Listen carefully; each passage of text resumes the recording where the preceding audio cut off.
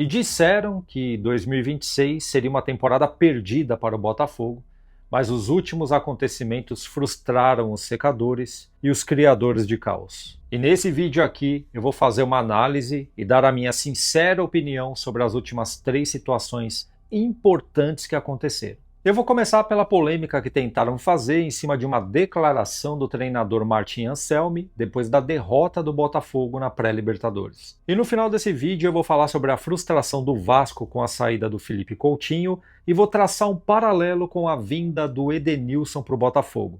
Parece que não, mas são situações semelhantes. E não é pouco. Só que antes, por gentileza, deixa o poderoso like para a plataforma entender que esse vídeo tem que ser entregue para mais pessoas. Esse seu joinha ajuda muito. Se não for um incômodo, vai aqui no espaço dos comentários, tem o botão hypar, dá uma dedada nele.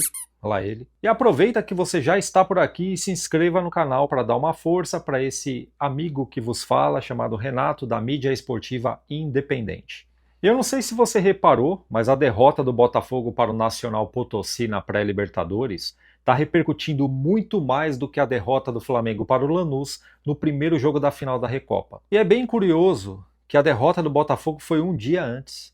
Mas talvez estejam fazendo isso para dar uma amortecida na queda do Flamengo. É o que eu desconfio. Eles já entram com aquela narrativa insalubre e rasa que o Botafogo perdeu as últimas 6 partidas. Só que eles não falam para o povo que dessas 6, 3 correspondem ao Campeonato Carioca, campeonato esse que o Botafogo não liga. E a última partida, aquela contra o Flamengo, o Botafogo foi roubado descaradamente naquele lance do empurrão. Aquilo foi uma vergonha.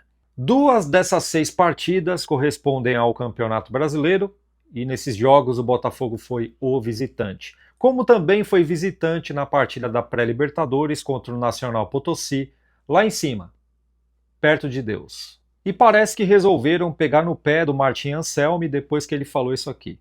Poderíamos ter empatado ou vencido. E isso daí já foi suficiente para ser chamado de chorão, mimizento. Tá falando isso para justificar sua incompetência? Já é a 6ª derrota consecutiva.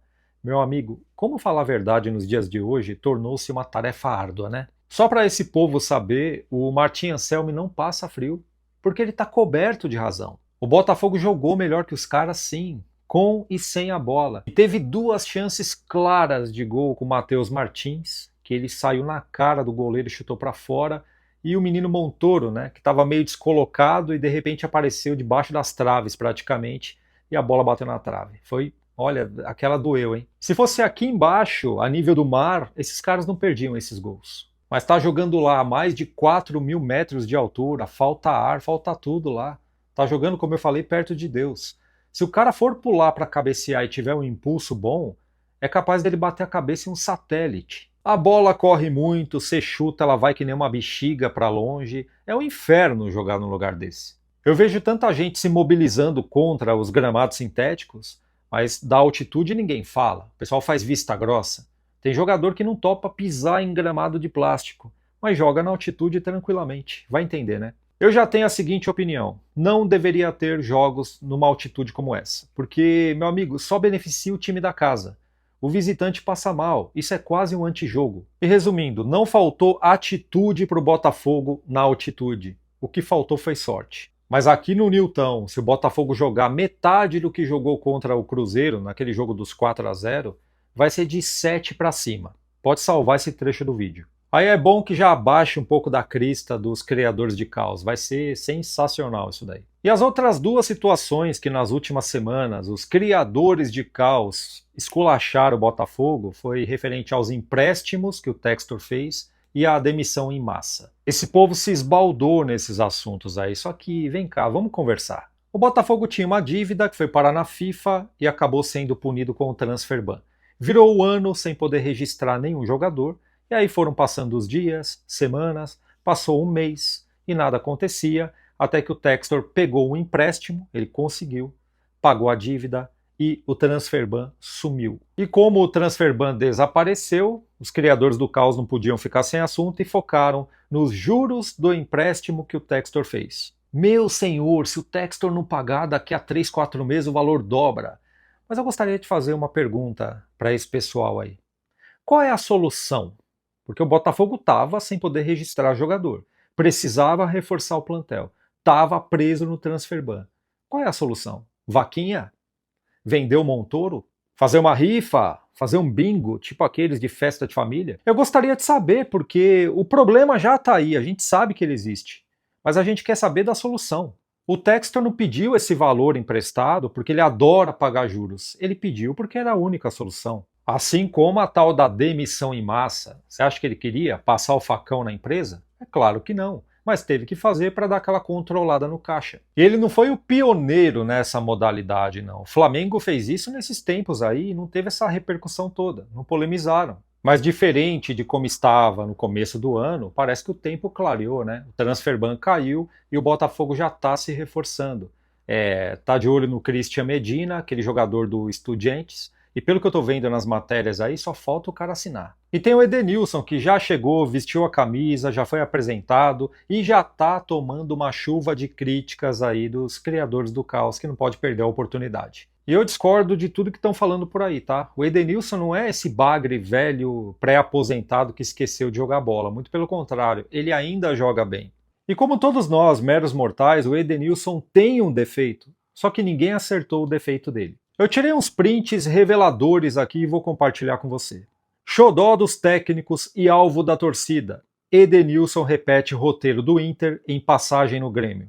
E o Luiz Castro, um treinador muito conhecido pela torcida do Botafogo, revelou uma conversa que o Edenilson teve com ele depois daquela partida que o Grêmio perdeu para o São Paulo. Ele disse para mim, em reunião privada, e não me pediu sigilo disso, que gostaria de sair do clube porque nesse momento não se sentia bem. Gostava muito do grupo, dos colegas, da equipe técnica, mas neste momento não estava se sentindo bem, então pediu para sair. A verdade é que o Edenilson é visto como um dos líderes do plantel em todos os clubes que ele joga.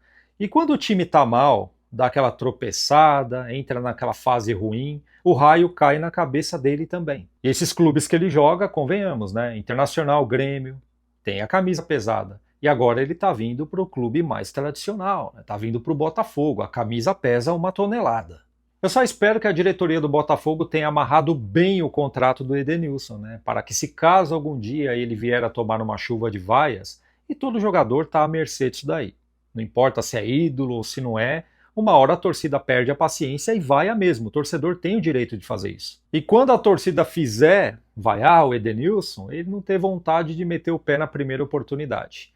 E isso só vai acontecer se o contrato estiver bem amarrado, porque ele tem o perfil de abandonar. Esse é o defeito dele. Foi a mesma coisa que aconteceu com o Felipe Coutinho no Vasco. Lá ele é tido como ídolo pela torcida. Você viu o que ele fez? O Vasco, para variar, está passando por um maremoto dentro daquela caravela, né? O mar está bem turbulento, está bem alto aí, e o raio caiu na cabeça do Felipe Coutinho, que é um dos líderes ali do plantel, é o ídolo e tudo mais.